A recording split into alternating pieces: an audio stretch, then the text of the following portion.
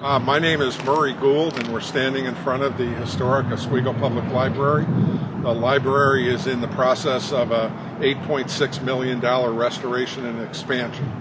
My company, Gould & Associates, has been hired by the Board of Trustees to serve as the overall project manager for this great project. The steel that you see in front of you is part of the shoring system that we're using for the building. There are 4 layers of brick in the exterior wall lined up almost like 4 slices of bread. And over time, they have moved back and forth and up and down and created an unstable environment. So part of the process will be the installation of more than 4,000 spiral anchors in order to create the stable masonry environment that we need for the future. Here are some of the stones that have been in the original wall of the building. In order to create the access way here on this side of the property, we've had to remove the wall. We've carefully placed this material here, and then when we're finished with the project, we'll rebuild the wall using as much of this original material as possible. Here on this side of the building, we have part of the shoring system. We have the bracing that will go from the anchors here at the ground behind me that go up to the horizontal bracing that's in the wall of the building. It'll take place at this level, and then will take place at 2 other levels up the side of the building in the same way. So over the next few weeks, we'll have 2 other series of braces that will come down to create the stable environment that will wrap around this building.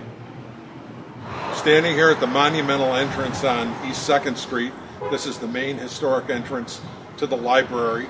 It goes into the main reading room in the building. The children's library was accessed by an entry on East Oneida Street, and there really wasn't any way to get between the 2 parts of the building.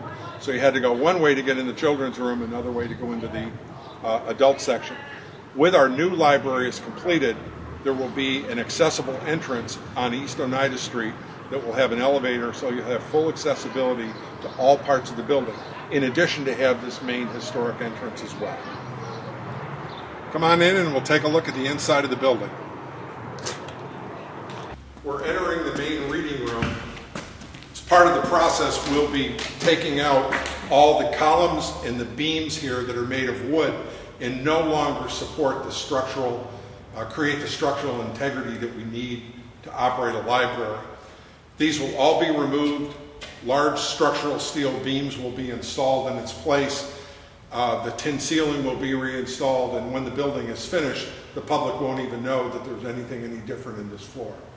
These are 2 components of the ornate tin ceiling that we believe was installed during the 1920s, probably in order to hide plaster damage on the ceiling.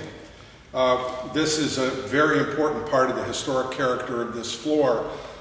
After this tin ceiling is removed and has been stored, we will reinstall this in this interior of the building so that it will look the same as it, if not better than it does today.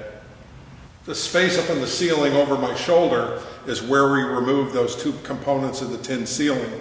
And you get an idea of what the ceiling is like behind this tin that was put up more than 80 years ago.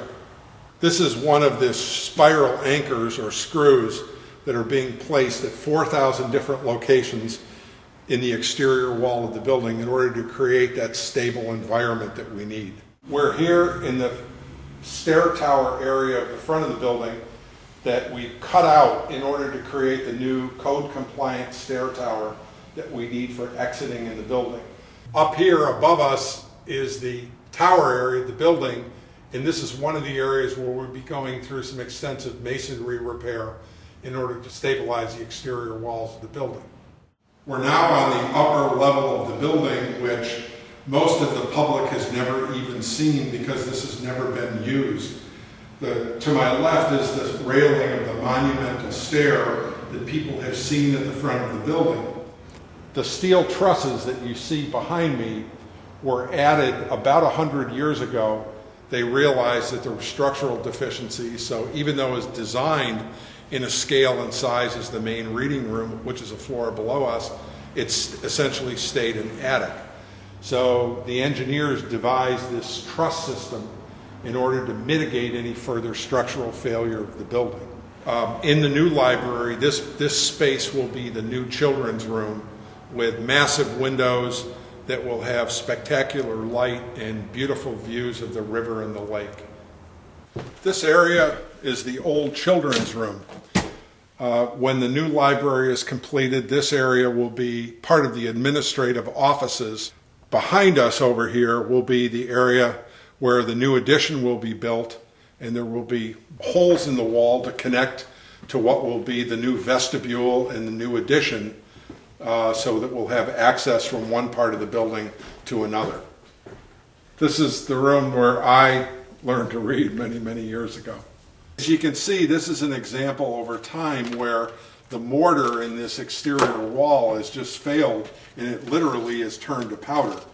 It's hard for a lot of people to come into a building and see it in this state of failure and disrepair to imagine and visualize what it would be like when it's done.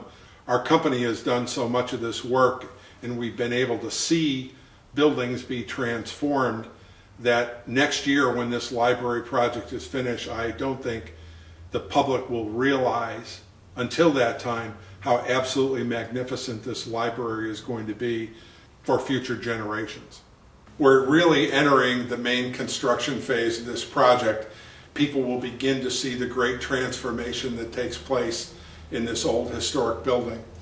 It will be phenomenal when this building is completed next summer. We've been fortunate that this complex project has had the wide support of not only different agencies of government, but from the constituents as well.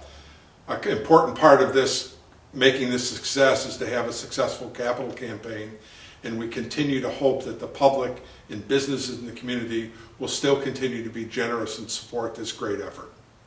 I'm Murray Gould of Gould & Associates, and we're proud to be the project manager for this great project. Thanks very much.